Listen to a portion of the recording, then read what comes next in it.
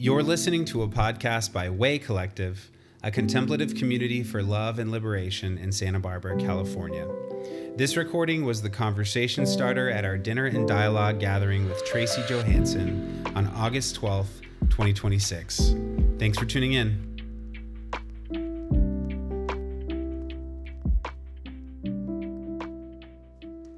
So I've been looking forward to talking about self-compassion because it's something that's made a difference in my life over the last few years. I'm going to tell a story later about how hard I've been on myself, and maybe you can relate. But this practice of self-compassion has made a difference. And a few weeks ago, Tim asked me, to sort of describe what I was going to talk about. And I said, we'll have something interactive. And I hope that didn't scare any of you. You don't have to come up here and you don't have to do anything. But we are going to take just a moment to use our imaginations. So I just invite you to close your eyes if that feels right for you, just to get into a space that you can imagine a loved one here with you, sitting next to you, a friend, a dear friend. We'll just do this for a few moments actually. And imagine they've come to you because they're struggling and they need your support. Perhaps they're feeling overwhelmed or scared or feeling lonely. They've made a mistake and they know that you will be kind to them, that you'll let them know how much they're loved, and you will reassure and encourage them. And just imagine them here with you and imagine what you would say to them.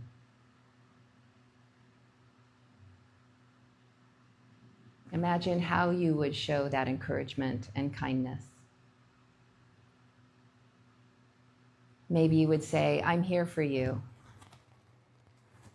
You're not alone.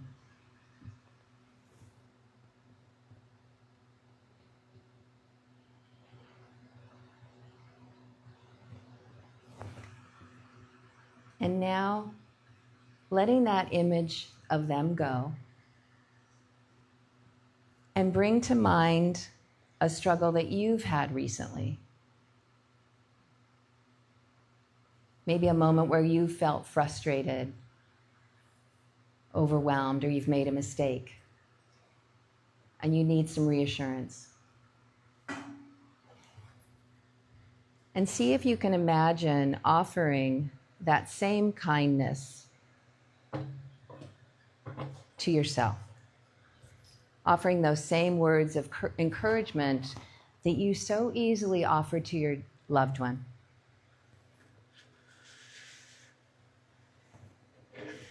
And just noticing your response in this moment without any judgment. Noticing if there's any resistance or discomfort, or maybe even feeling encouragement, maybe a softening.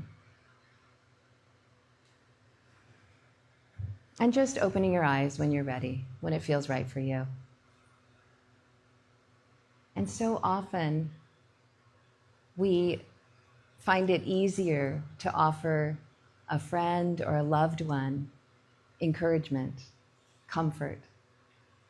We find it easier to offer that instead of bringing it to ourselves. And maybe you can relate to that. But I've definitely treated myself unkindly. I've spoken to myself how I would never speak to a friend.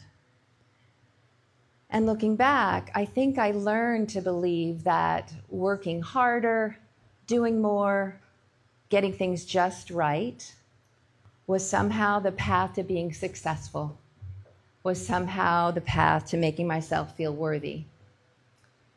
And it was that mindset that sort of fed this perfectionism in me. I'm still a recovering perfectionist. I'm definitely a work in progress. And I wanted to share tonight a moment that made me realize maybe there was a better way of doing this. But I can laugh about this now, but at the time, I was embarrassed, mortified, and very hard on myself.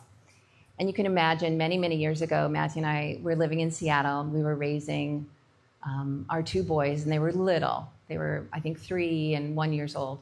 And my aunt and uncle were coming to visit from Georgia and to meet the boys. And being who I am, I worked very hard to get everything ready, everything just perfect. Planning meals, planning outings, and the house was just so. And I was on my way. The morning they were getting ready to arrive, I was going past their room to my room to get myself ready and dressed. I was in my robe.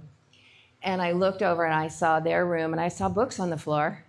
And I thought, oh gosh, I better put those books away. So I went and to put the books away, and I got to the bookshelf and I thought, I think these books need to be rearranged on the bookshelf. And pretty soon all the books are on the floor and I'm just having a great time rearranging books. And all of a sudden I hear a car pull in to the driveway and I look up and it's their taxi.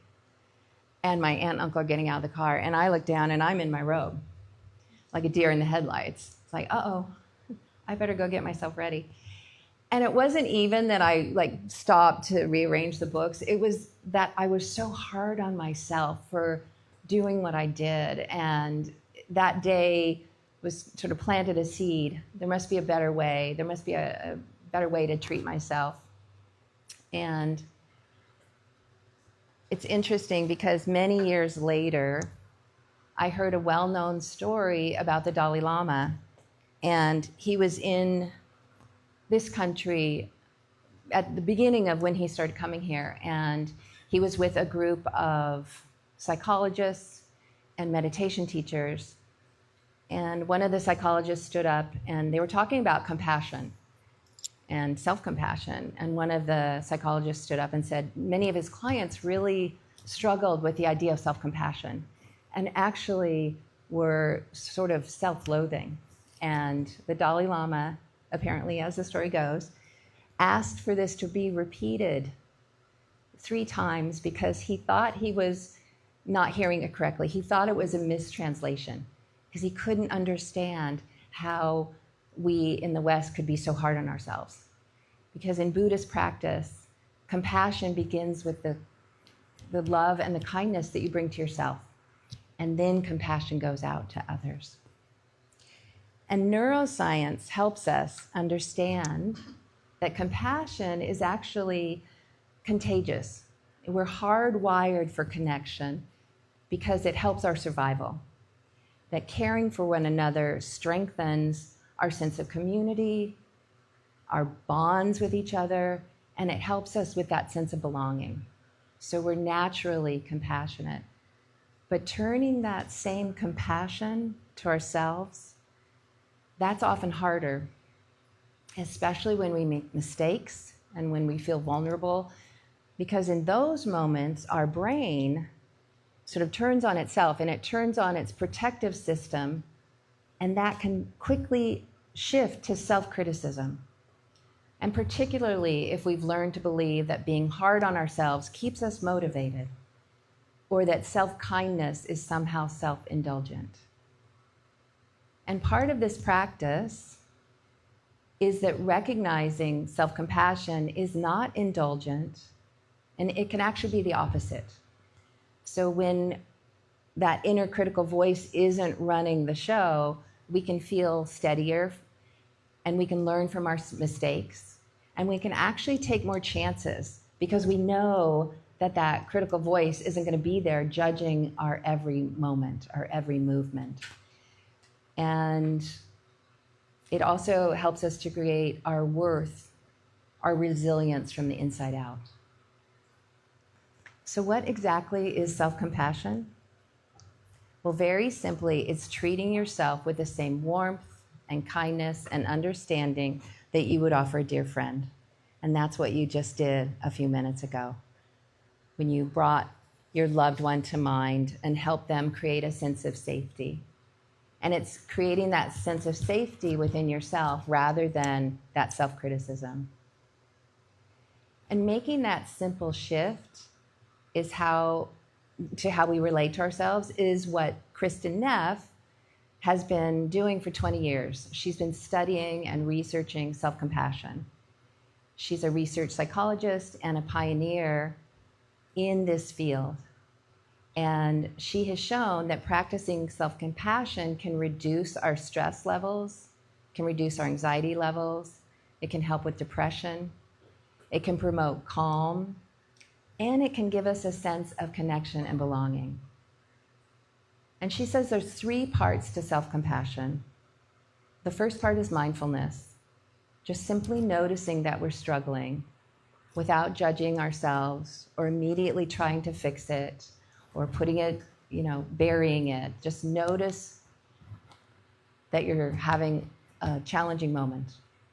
And the second is common humanity, remembering that struggling, that making mistakes, and that imperfection are all part of being human. And the third is self-kindness, offering ourselves the same understanding that we would offer to a dear friend. And to me, self-compassion offers a supportive way of meeting ourselves just where we're at. Meeting yourself just where you're at. And not pretending that difficult things don't hurt, but learning to meet yourself with a little more kindness when we struggle, when we make mistakes. And that's exactly what I needed in that embarrassing, hard on myself moment all those years ago. Because of course there are disappointments, and of course we'll make mistakes. Some days are going to be more difficult than others. But we don't have to add another layer of suffering to our day by turning that against ourselves, or by turning against ourselves. And most of us already know how to be a good friend. We're a good friend to others. So the invitation is to become a good friend to ourselves. So the next time you find yourself experiencing a challenging moment, whether it's disappointment, self-doubt, fear, feeling vulnerable, or simply maybe one of those days where nothing seems to go right, see if you can give yourself a break. And give yourself a self-compassion break, as Kristen Neff calls it. And she says, the first thing you can do is just simply notice and name, this is a difficult moment. And you can also place a hand on your heart and feel the support that you can bring to yourself, feel the warmth that you can bring to yourself. Number 2 is to remember that struggling is part of being human. We all go through difficult moments, and you're not alone. And number 3, offering yourself kindness, responding to yourself with warmth rather than responding to yourself with judgment or criticism. And sometimes just after you do this practice for a while, just putting your hand on your heart, all of those steps sort of get merged into one, and you may often see me with my hand on my heart. And this practice may not come easily at first. Our culture doesn't seem to support this kind of self-kindness, self-compassion. But with time and practice, you can grow your capacity to treat yourself as you would a dear friend. And I love this quote by Kristen Neff. She says, everyone has both strengths and weaknesses. This is the shared human experience. Stop beating yourself up. Stop beating yourself up for not being perfect, and start treating yourself like you would treat a dear friend, with kindness, with care, with compassion. And isn't that a big part of what we're practicing here together every week? Learning to meet ourselves and one another with greater compassion, greater curiosity, and kindness. So I'm looking forward to our table discussions tonight, and the questions are on your app. And I'll repeat them here. The self-question: when you make a mistake or experience failure, do you offer yourself the same compassion and understanding you would offer a good friend? If not, what becomes possible when you begin to see yourself as already worthy of that same kindness? The sacred question. Is it possible that offering ourselves compassion is not self-centered, but an expression of humility? Recognizing that we're all part of a shared humanity and that being imperfect is part of being human. And what if spiritual growth happens more readily when we begin to meet ourselves with the same kindness, the same compassion that we so freely offer to others? And the society question: what messages does our culture give us about achievement, about perfection, about worthiness? And how do those messages shape the way we treat ourselves?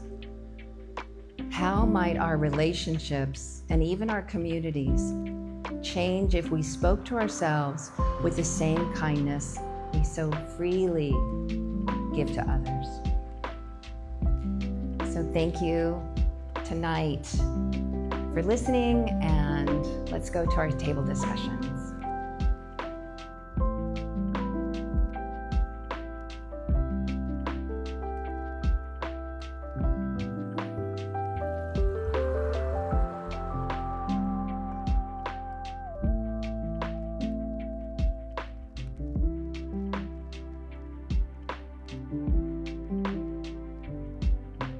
Thanks for listening to this podcast by Way Collective.